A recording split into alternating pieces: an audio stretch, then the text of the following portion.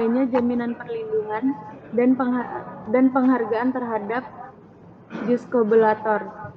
3. Belum adanya pengaturan mengenai perlindungan terhadap saksi ahli. 4. Ketentuan lembaga perlindungan saksi dan korban atau LPSK yang masih lemah mengenai organisasi dan struktur organisasi LPSK. 5. Tidak adanya pengaturan lebih lanjut mengenai ketentuan pembentukan LPSK di daerah. Selanjutnya akan dilanjutkan oleh teman kami, Rifki Ardian. Asas perbandingan perlindungan hukum saksi dan korban yang tertuang pada Undang-Undang Nomor 13 Tahun 2006, yaitu perlindungan saksi dan korban dalam proses peradilan pidana di Indonesia belum diatur secara khusus. Pasal 50 sampai dengan pasal 68 Undang-Undang Nomor 8 Tahun 1981 tentang hukum acara pidana hanya mengatur perlindungan terhadap tersangka atau terdakwa untuk mendapat perlindungan dari berbagai kemungkinan pelanggaran hak asasi manusia. Oleh karena itu sudah saatnya perlindungan saksi dan korban diatur dengan undang-undang sendiri. Kesimpulan, pengaturan mengenai tata cara pemberian perlindungan saksi dan korban terdapat dalam Undang-Undang Nomor 13 Tahun 2006, Pasal 29, yang juga terdapat dalam Peraturan LPSK Nomor 6 Tahun 2010 tentang cara pemberian perlindungan saksi dan korban. Sebelum LPSK memberikan perlindungannya, saksi dan atau korban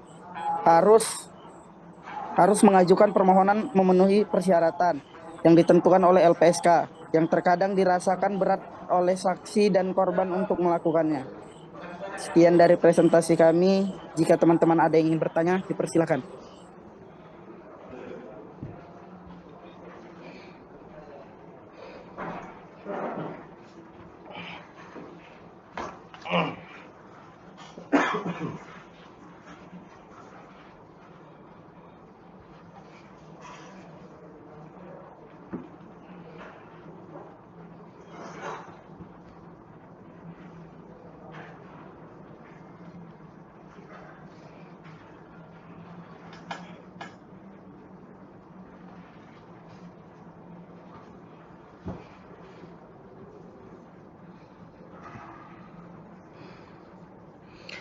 Silakan kelompok lain untuk bertanya.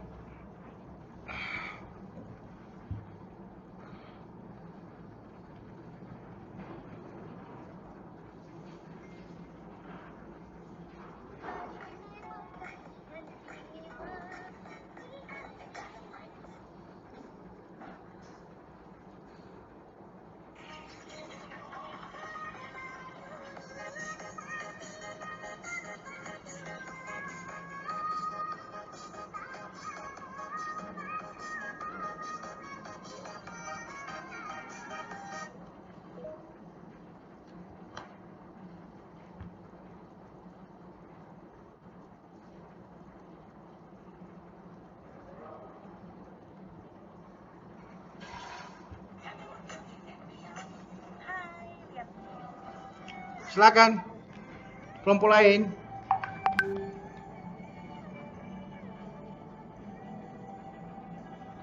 Kelompok lain, ada pertanyaan?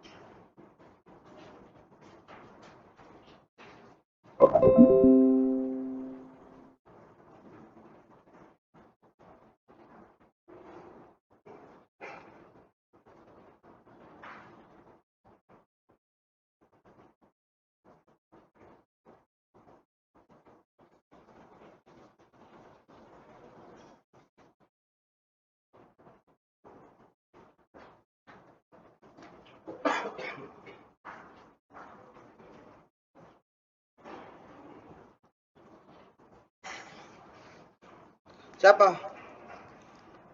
Kelompok berapa yang mau bertanya?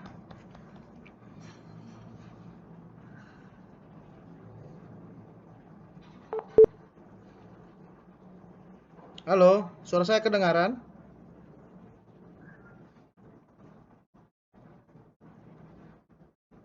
Suara saya kedengaran? Dengar Pak. Kedengaran, Pak.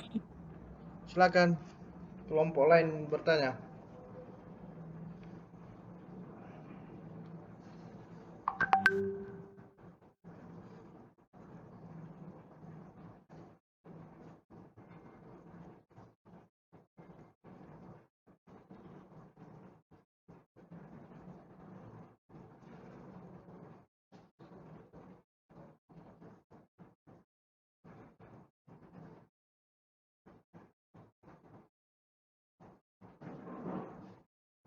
Ayo, kelompok lain.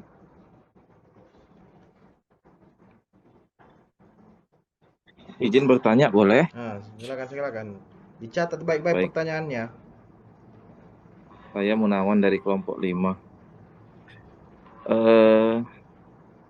Dalam pasal 185 ayat 2 KUHP, di situ ditegaskan bahwa keterangan seorang saksi saja tidak cukup untuk membuktikan bahwa terdakwa bersalah, atau unus testis nullus testis.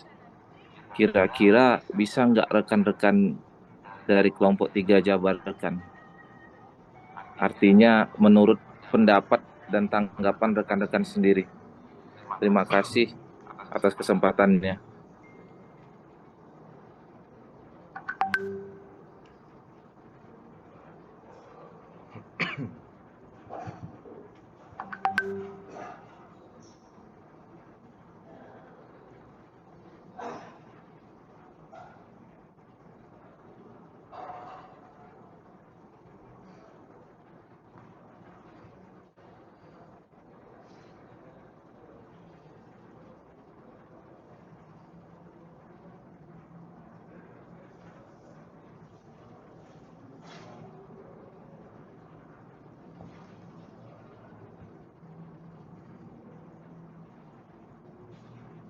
Silakan, siapa yang bertanya lagi?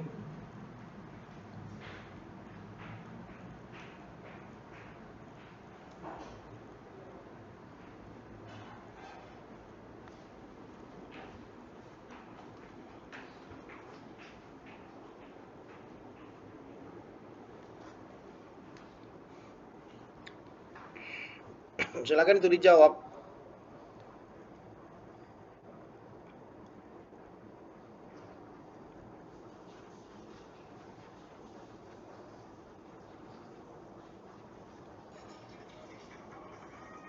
Baik, Sa.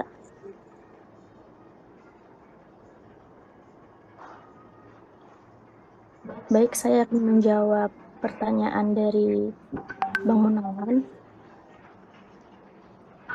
Di situ kan keterangan seorang saksi tidak cukup untuk membuktikan bahwa terdakwa bersalah terhadap perbuatan yang didakwakan gitu kan. Itu nggak berlaku jika tidak disertai suatu alat bukti sah yang lainnya. Jadi kalau misalnya cuman ada alat bukti cuma satu sebagai saksi itu nggak sah. Jadi harus disertai dengan alat bukti yang lain gitu. Minimal kan alat bukti itu harus ada 2 gitu ya. Jadi itu tidak berlaku jika tidak disertai suatu alat bukti yang sah lainnya gitu. Itu menurut pendapat saya ya Bang. Jika ada yang kurang mohon dikoreksi. Oke, baik. Terima kasih atas jawabannya.